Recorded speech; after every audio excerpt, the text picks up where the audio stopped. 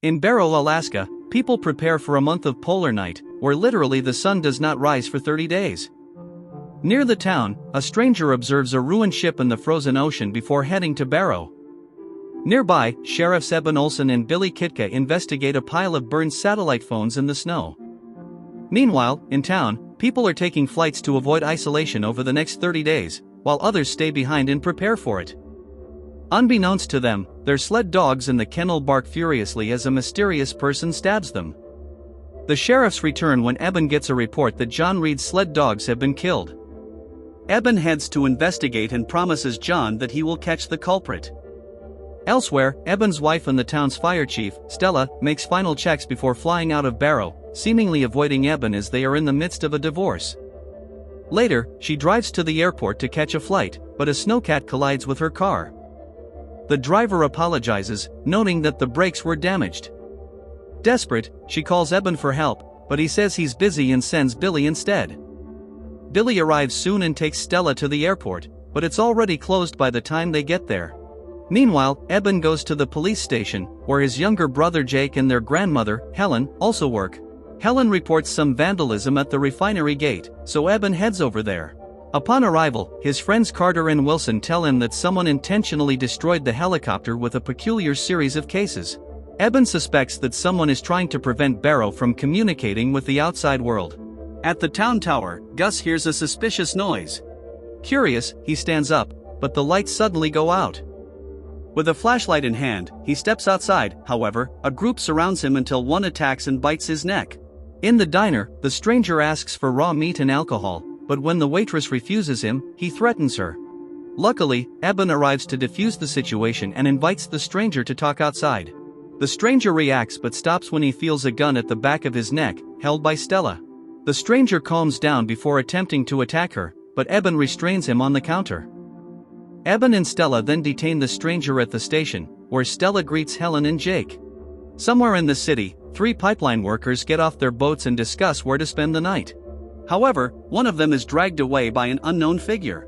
The others watch in confusion until his mutilated body is thrown in front of them. Back at the station, Eben interrogates the stranger about how he got into Barrow, but he ignores the questions. Helen notices that the internet is down, and when Eben checks the phone, the line is also cut. Shortly after, the electricity in the town goes out, leaving only the generators running. Eben heads to the cell tower to call for help, but when he arrives, he finds a trail of blood in the snow. To his horror, Eben sees Gus's decapitated head on a spike. Eben urgently returns to town and tells everyone to stay indoors. Later, John's wife, Ally, is making dinner at home when someone breaks in through the window. Hearing her scream, John rushes and sees her being dragged outside. He follows and watches her being pulled under the house. He aims his rifle, but someone scratches his face. The attacker then pulls Ally down into the adjacent house, but John grabs her hand. He tries to pull her out, but the attacker drags Ally into the darkness. Back at the station, the stranger warns that everyone will die. Irritated, Jake throws a game piece at him, but the stranger claims he can use the piece to pick the lock. Jake rushes to retrieve it, allowing the stranger to strangle him through the bars. Fortunately, Eben arrives and shoots the man in the arm. He quickly unlocks the cell and handcuffs the stranger to the bars. Eben interrogates him about Gus's death, but he screams that he doesn't talk to the dead. Hearing his sorrow, Eben decides to look for the culprit, and Stella offers to help. They investigate around town but are forced to exit the car when something blocks the road ahead. Upon seeing what is in front of them, Stella quickly tells Eben to get back in the car. As they try to escape, someone jumps on the roof, then Eben fires, but it doesn't scare the person away. Stella then slams the brakes, and the bloodthirsty figure falls from the car before they drive off. On the way back, they receive a call from Helen, screaming for help. Eben and Stella quickly arrive at the station, only to find a messy scene, with blood splattered on the walls. Helen and Jake are nowhere to be seen, but the stranger is still in his cell, so Eben asks what happened. Instead, the stranger rants about how they didn't catch him, then asks Eben to kill him. Distressed, Eben hesitates on what to do until Stella convinces him not to. In the darkness, the mysterious group gathers. Their leader, Marlowe, reminds them to remove the heads from their victims' bodies to prevent them from turning. Seeing the situation in town, Marlowe knows they should have attacked earlier. Their ravenous creatures soon attack anyone they encounter, turning Barrow into a bloody graveyard. A group of survivors, with Jake, gathers in the diner, confused and horrified by the creatures attacking their town. Eben arrives with Stella and is relieved to see Jake among the survivors. They discuss how to avoid being detected, then Carter suggests going to the refinery. However, the building is on the outskirts of town, so a woman suggests hiding in Charlie Kelso's attic, whose retractable ladder is hidden. Eben offers to be a distraction to get the others there safely, and Stella insists on accompanying him. They drive through town to be bait, but their car suddenly stops. The creatures lift the car and attack. Eben shoots, but Marlowe steals his weapon. The creatures finally flip the car over, trapping the humans underneath. Suddenly, their neighbor Brewer bursts in with his snowcat, running over the creatures. Immediately, Stella and Eben jump into the snowcat, and Brewer drives off. The trio joins the others in the attic while they ponder the situation. Jake recalls how the creatures fed on Helen's blood, as if they were vampires. The others are skeptical about the existence of vampires, however, Eben focuses on their survival, insisting on sleeping in shifts and rationing their supplies. Back at the station, Marlowe and his lover Iris visit the stranger, praising him for fulfilling his task. The stranger cries in fear, knowing what is to come, then Marlowe embraces his head as if to comfort him before snapping his neck. Over the next 6 days, the survivors hide in the attic. Given the situation, Stella knows it's a good thing Eben didn't want kids. Wilson's father, Isaac, wakes up and searches for his wife. Wilson reminds him that his mother died years ago, so they calm him back to sleep. Suddenly, they hear noises from outside. Stella checks through a small hole in the closed window and sees the vampires rummaging through the houses. The others insist they need to leave before they are found, but Stella and Eben agree it's too risky. The discussion leads to a fight until Eben calms the situation, stating that fighting among themselves will kill them faster. Still, he knows the risks of staying, so he suggests going to a nearby store and then running to the refinery gate. However, they need to wait until the next snowstorm to hide from the beings. The next night, a young woman named Kristen starts screaming for help in the streets. Carter insists on rescuing her, but Eben points out that the vampires are waiting on nearby rooftops. He concludes that Kristen is being used as bait. When no one goes out to save her, the vampires approach her threateningly. Kristen begs for her life, emphasizing that she tried her best, but there is no one else left. She drops to her knees while the vampires do not respond to her pleas. When she calls to God, Marlowe mocks her as the vampires gather around her. Eben rushes out of the house, still desperate to save the woman. On his way, he hears someone calling from underneath one of the houses. He sees John, but tells him to stay low while he goes to save Kristen. Before reaching her, the vampires begin to take turns stabbing her body, draining her blood before consuming it. Unable to save Kristen, Eben goes to John and pulls him out from under the house. However, when he looks at his face, Eben is horrified to see vampiric features on him. John lunges toward him, and for a moment, Eben feels pity for him and helps him up. However, John's vampirism makes him enraged, so he attacks Eben. He stumbles over a swing, allowing John to entangle him in chains. Eben finds a small axe nearby and attacks John's neck repeatedly until he dies. Exhausted and grieving, Eben collapses. Back at the house, while everyone rests, Isaac descends alone wanting to go home. Stella and Wilson notice and try to stop him from going out. Isaac screams for them to let him go, claiming he's just going to the bathroom and will return to the attic, so they let him go. However, Stella and Wilson soon realize he slipped out through the window.